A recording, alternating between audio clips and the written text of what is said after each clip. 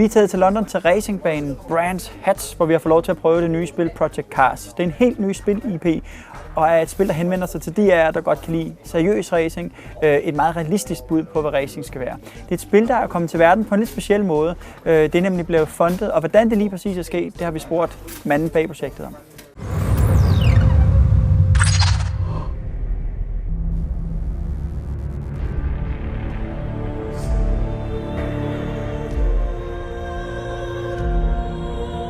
After working on two of the biggest racing franchises out there with Test Drive and the Need for Speed, we wanted to make our own game, our own IP, our own franchise, and therefore we approached like a number of like big publishers and things like that with our cool idea for a game.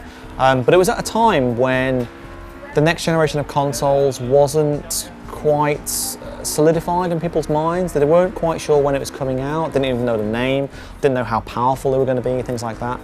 And games nowadays take a lot of time to make, and they cost a lot of money to make and things like that. So you can quite understand how it would be quite risky to kind of like put the time and money and resources into a project that was unknown, a brand new IP and things like that. At a time when the industry wasn't really sure of like when the next consoles, the next platforms were coming out and things like that. So yeah, understandably so, we decided to go to a crowdfunding model because Kickstarter had a certain amount of success in the US, certainly not the kind of big stories that we'd heard like recently from like Double Fine and things like that. And it wasn't available in the UK either.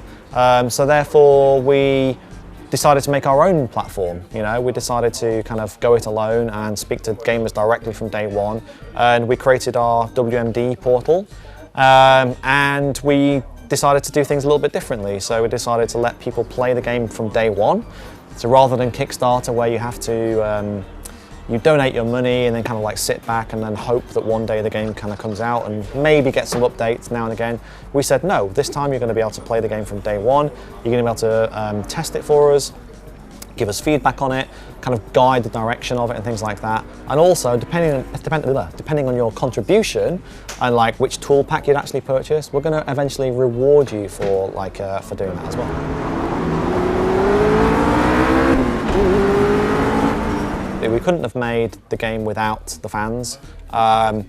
Since day one, they've been, I mean, everyone's got their different areas of expertise, but they've been testing the game, they've been talking to us directly, they've been giving us feedback on every single build that we've actually released for the game.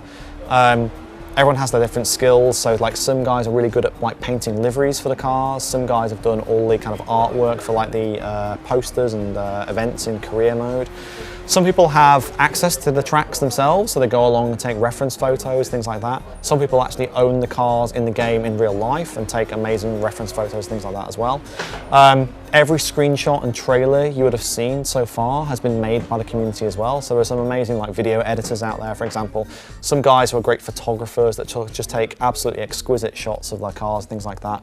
And yeah, ultimately, you know, those guys have been kind of voting and giving their influence on what kind of game, what kind of features are actually in Project Cars. And yeah, kind of like giving us the confidence that rather than sitting in the dark for 2 years and kind of hoping that the game that we're making is eventually going to be good when it comes out, they've been like telling us how good the game is and like what needs tweaking, what needs fixing. And usually if you were going with a traditional like way of developing, you wouldn't get that kind of feedback until right at the end of the project when you are going to like Gamescom, E3, Paris Games Week, all that kind of thing. And usually that's too late because you're usually in the marketing phase of your like game, you're not in the development phase. So we've had all that kind of feedback all the way throughout, and yeah, Project Cars is like the culmination of all that stuff from the community themselves.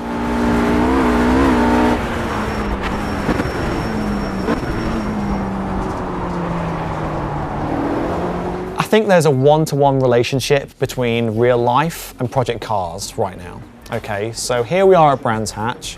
We've all been out in these amazing like single-seater cars. We've all been out in these BMW M3s as well. They're very different, okay? The BMWs are luxury vehicles. They are very classy, you know, elegant. They have all the frills and everything like that of a modern day car. So when you're going around the track, they have ABS and traction control and EPS and things like that. Very different to the single-seater little Formula 4 style cars, where the engine is right behind your head. The wing mirrors are vibrating, madly. If you were in the grandstand and you saw one of those cars going past, it would look like they're going in a straight line. When you're actually sat there though, you're making micro adjustments all the time in the steering wheel. When you're braking heavily, the car is kind of like jostling about like that, and you feel like you're going to slip around or spin around, things like that. Those kind of things is exactly what we've kind of focused on in the game as well. So to make sure that every vehicle feels different, and when it starts raining, like it has done today, it is an additional level of gameplay challenge in there as well. It makes you want to be more careful, it makes you want to, you don't want to aquaplane and things like that, and it also changes the way that the actual race behaves.